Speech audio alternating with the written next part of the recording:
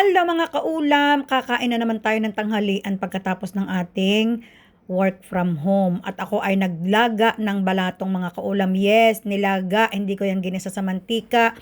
At nilagyan ko ng papaya at saka ng bok choy. Dahil mga kaulam, dapat spinach ang ilalagay ko. Ay naalaala ko, ako pala may maraming biniling bok choy na sa palengke. Nagsaing din ako ng torsilyo na maraming bigay. Ito napakaraming itlog sa loob. Masarap talaga mga kaulam ang itlog ng torsilyo at saka ang pinaka niyan atay. Ang sa asawa ko ay prito dahil aayaw niya ng sinaing mga kaulam. Prito ang gusto niya. So hinati ko ang aking torsilyo at o kaya barakuda ang tawag namin diyan.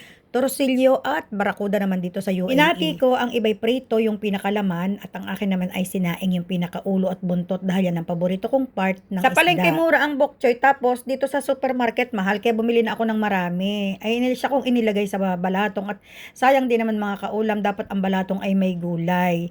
So inilaga ko muna ang balatong tapos tsaka ko nilagyan ng bawang at sibuyas, tinimplahan ko ng paminta at asin, tapos nilagyan ko ng gulay. Masarap din naman mga kaulam. Minsan ako yung mga kaulam talaga yung nagbabawas ng mantika at parati na lamang di mantika ang ulam. Sabay ko diyan ng asawa ko pero hindi daw siya sasali sa camera at napakaraming laman ng aming lamesa at marami siyang ginagawa.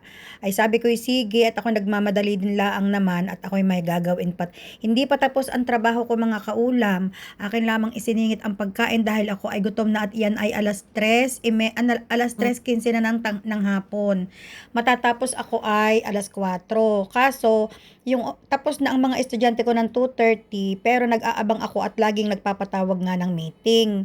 Ay di sabi ko total wala namang meeting na naka-announce, ako muna ay kakain. Abay tuong mahirap din umattend ng meeting ang gutom kahit anong mangyari mga kaulam ay hindi ko minsan maintindihan ang mga sinasabi nila. Ako na may mga biskwit sa in-between pero bilang Pilipino ay talagang rice is life hindi talaga natin talagang minsan pagka kahit na ang trabaho natin ay nakaupo ay pag sobrang dami nating iniisip at pag sobrang dami ng mga paliguli yung mga matitinding isipin sa trabaho ay madaling makagutom din. Kayo guys ang ayon doon. Hindi lang naman mga kaulam yung trabahong physical ang nakakagutom.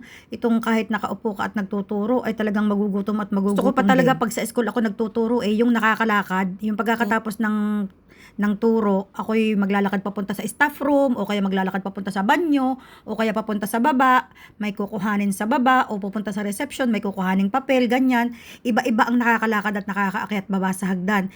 Kaysa sa itong maghapon kang nakaupo at ikaw ay nagtuturo, tapos iisipin mo natuto kaya ang aking estudyante kahirap ga dito sa online, gayon.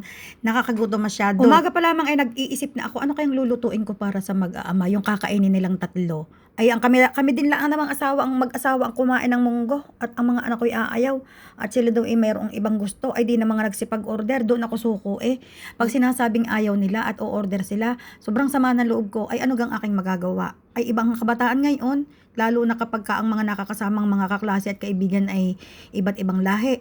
Iba't iba rin ang natututunan nilang kainin. Kaya pagdating sa bahay, kaya pagdating din hindi na nila gusto ang aking niluluto. Iba na ang gusto nila. Ako'y masyadong nalulungkot dahil nawawala na sa kanila yung hilig ng pagkain ng gulay. Nawala na talaga. Hindi na sila nakakain ng gulay. Ang gusto na nila yung mga pagkain ino-order. Ay ako na may takot na takot sa gayon at hindi ko alam kung iyon bagay anong klaseng luto ang ginawa at anong mga pinaglalagay. Kaya sabi ko sa mga anak ko paminsan-minsan kakain din sila ng niluluto ko, hindi yung puro order. Kakain naman sila pag ako nagluto ng scrambled egg at kanin, yun. Gustong-gusto nila yun. Scrambled egg at kanin. Tapos sa gulay, ang kinakain lang nila ay kalabasa at saka minsan munggo, pero kahapon hindi sila kumain ng munggo. Siguro ngayon kakain dahil yung tira inilagay namin sa rep, iinitin ko maya-maya. Siguro naman mapapakain ko maya-maya ng mapipilit-pilit ko kahit siguro na may pagtanda-tanda ng mga batang ito maaalaala uli nila ang kumain ng gulay.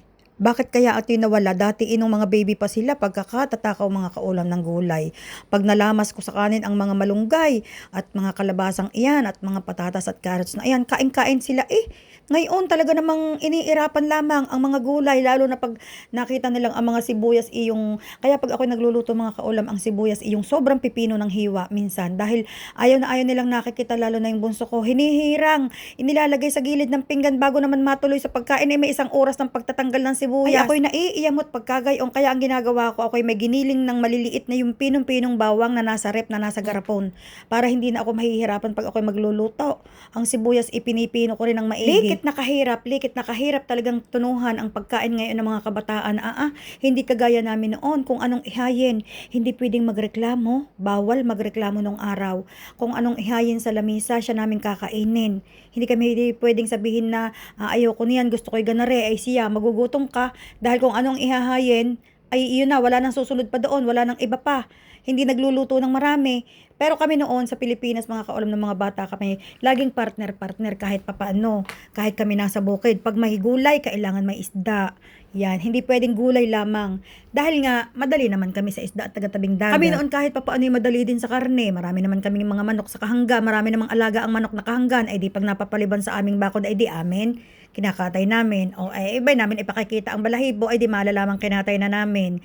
Ang inay naman, dahil magtitinda nga ng isda sa bayan, tuwing uuwi sa hapon, minsan may dalayang karne, baboy, tapos papansitin. Hindi kami nawawala ng ulam noon. At ang ulam namin noon ay hindi po pwedeng iisang putahe. Dahil kami ngay angkan ng matatakaw. Diyos ko puro de Kami marami lagi kami pagkain noon sa lamesa. Pag ikinakatira sa tabing dagat, laging masagana ang ulam.